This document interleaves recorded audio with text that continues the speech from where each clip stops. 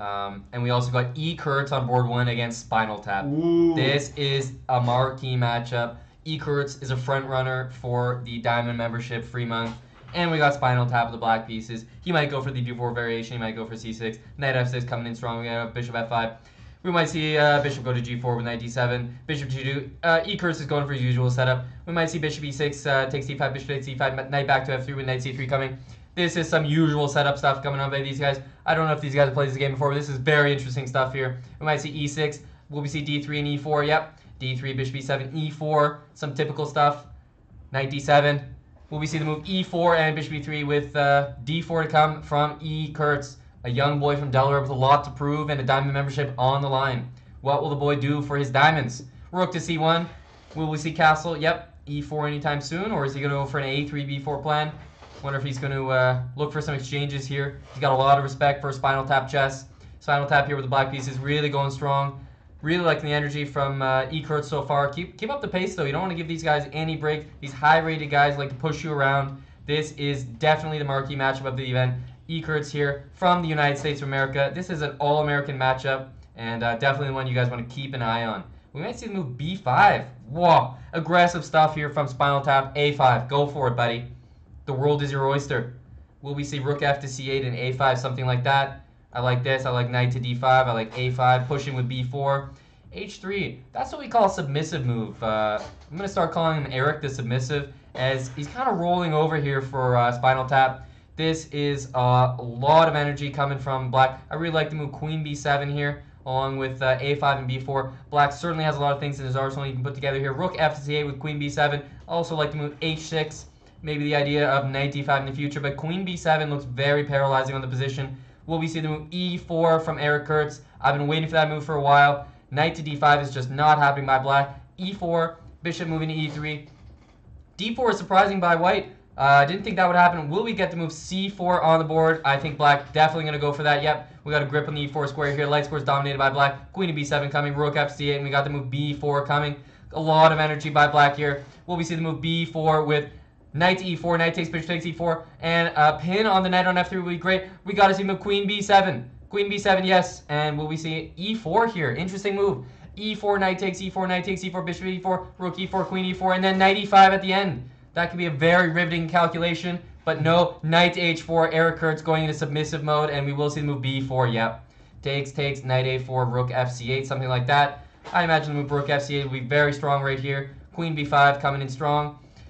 E. Kurtz looks like he's going in the blender, as they say. And Knight E3 looks very suspicious just because it leaves that bishop out there stranded, something like H6 and G5. But he is attacking the pawn. We might see move Queen B5, as I mentioned. That's right. That Knight on A4 is not a happy camper. In fact, he's not a camper at all. C3 is an idea next. And after pawn takes, we might have to move B3, making that Knight look a little bit funny. Get a protected pass pawn with Bishop takes A3 coming, attacking the Rook on C1. G4 as Manor Monkey gets a little bit worried with his bishop on F4, and we might see move C3 if Spinal Tap is on the same page as I am. Otherwise, we might see move Knight D5, attacking the bishop, and if Knight takes on D5, we take the pawn, and Knight comes to F6, controlling the position. I really like the position of Black here, but he's got to pick up the pace. These guys are going toe-to-toe, head-to-head, fist for fist, blow for blow. And I wonder if E. Kurtz can keep the pace. He's gaining a time advantage here, 14, 15 seconds. This is a very meaningful time advantage. I like to move C3, but he's gone with H5, expanding on the king side. If the move G5 happens, I do like to move either Knight E4 or Knight D5. Knight E4 attacking the G5 pawn, then we're going to see H4 from Manor Monkey, and probably have to break that with the move F6. B3 from Manor Monkey. Well, I definitely like to move C3 right now. That's a protected pass pawn. We're going to see move Knight D5, and that Knight on A4 is simply stranded. That's what you call a man on an island with a volleyball and a right hand as his best friend. That pawn has gone to C3. That is a guaranteed advantage for Black now. After the H-pawn takes on G4, we're going to see Knight D5. We're going to see Knight D5, Knight E4. Knight E4 is a crushing move here. The queen can swing over to the king side. We might see the other knight come to X6 and move to D5. Knight B6 is a possibility, and B takes A3 is definitely possible in the position, but that bishop is very bothered on the G3 square. I like to move Queen G5 and Queen H4 next.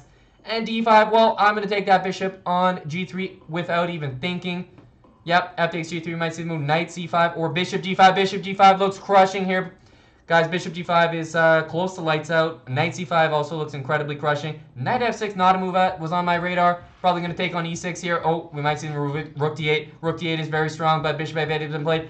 And up on time is Black. This is unbelievable as Mandarin Monkey, Eric Kurtz, a boy with a bright future and a long rainbow ahead, has a lot to prove here as he takes on b4, and after A takes b4, queen d4, we're going to see rook d8. We got to see queen g5. A lot of these moves have to come in fast. That knight is looking strong. And now Eric Kurtz, the guy is coming with e4, e5, guys. 17 seconds versus 27. This is going to come down to time. Rook c6 and now queen d3. Guys, we're going to see queen g5. No, rook takes d6. This is all over for Eric Kurtz. Take that pawn. Start farming pawns. Rook down there. Just take all the pawns. Yep. Rook's coming down the second rake. And it looks like Kurtz is going to go down spinal tap chess with a 10-second time advantage and a material advantage. He is going to play rook d1. He is going to come with bishop c5. He's going to play rook d1. He's going to queen the pawn. And he goes all the way!